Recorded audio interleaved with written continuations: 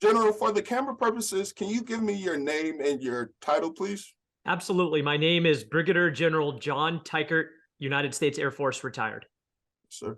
General, so can you tell me a little bit about yourself? What is it that you find yourself doing now these days, General?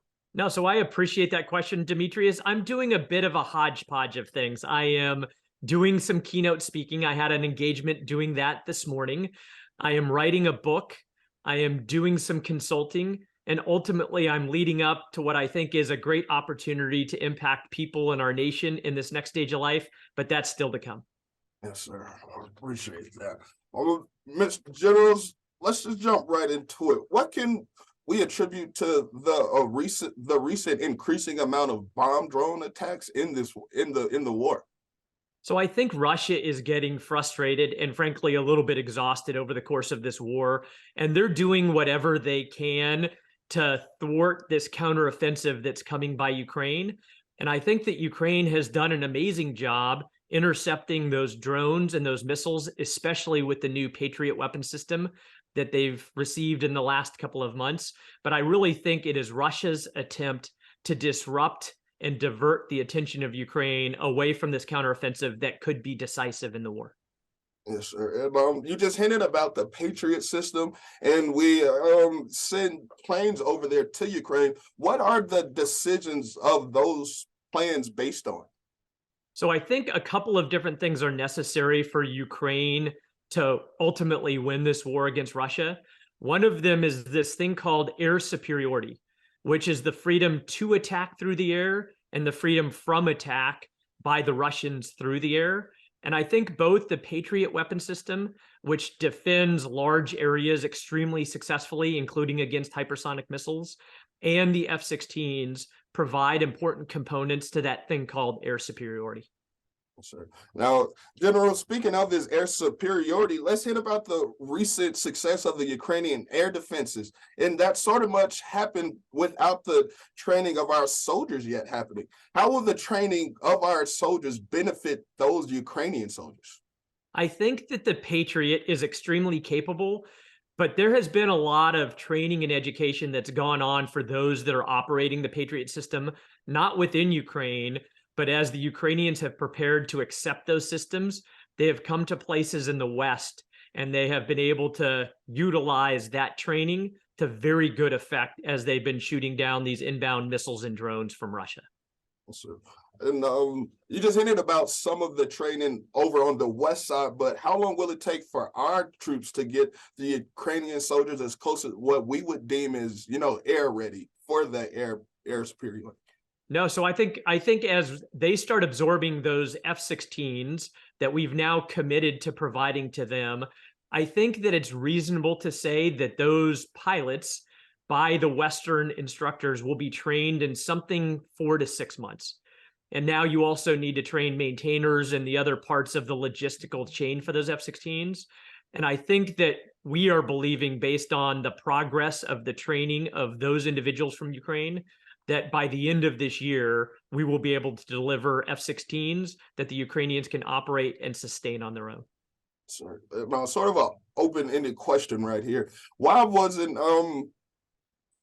this sort of thought of sooner as far as the air support for Ukraine to help win the war? If this was something that could do or help end the war sooner, why wasn't it thought of sooner? I think that our senior strategic leaders in the United States have been worried for a while now about the opportunities or considerations for escalation during this war. And Putin has been using a lot of his threats to good effect to either delay capability we would otherwise give Ukraine or ultimately to try to shut it off altogether. And I think now that we are getting further into this war that's now lasted for 15 months, our senior leaders have seen some of those threats by Putin as hollow and ineffective and likely inadequate or inappropriate. And I think that now our senior leaders have developed the confidence that if we provide F-16s to Ukraine, it will not escalate the conflict beyond the borders or beyond the current means of this war. General Teichert, I'm a little slow, so I'm going to say it like this, and hopefully I'm understanding that right. So basically you're saying as they get more progressed with the training and things like that with the F-16s, it's more of like it's not a Putin's threat don't hold as much weight because Ukraine can hold their own essentially, or No, so I think it's more likely that all throughout this war, Putin has done whatever he can to try to make threats that would diminish or slow down the support that Ukraine has received from NATO and from the United States. And he has done that by saying things about nuclear weapons. He's done that by saying that NATO is now getting involved, and now this is a conflict between NATO and Russia. And it's caused us pause in what we have delivered to the Ukrainians. I think it delayed our delivery of tanks to them, Leopard tanks and Abrams tanks. I think it delayed our delivery of Patriot defense systems to them. And I know that it's delayed our delivery of F-16s to them. And I just think that as we get to know Putin a little bit better and see that these threats are actually shallow, that our senior leaders are more confident that we can provide these capabilities without triggering escalation from Putin. Yes, sir. General Teichert, a couple more questions that I'm gonna get out of your hair. Earlier, I want to circle back to earlier. You said towards the end of the year, it'll is a safe bet to say that they'll be trained and ready to go as far as the pilots for the F-16s. What can we expect once the troops are trained to happen? So I think these F-16s will be put to use immediately in executing some of those air superiority roles. And I think what that means is partially defending Ukraine against Russian aircraft and missile attacks, and then using that capability to try to take out and eliminate some of the air defense capabilities of the Russians, so that then we can claim this thing called air superiority. And once we do that, then it enables those F-16s and other systems better capability to freely strike those targets in Russian-controlled territory and to support the troops on the ground who are engaged in battle against the Russian troops on the ground as well. Yes, sir.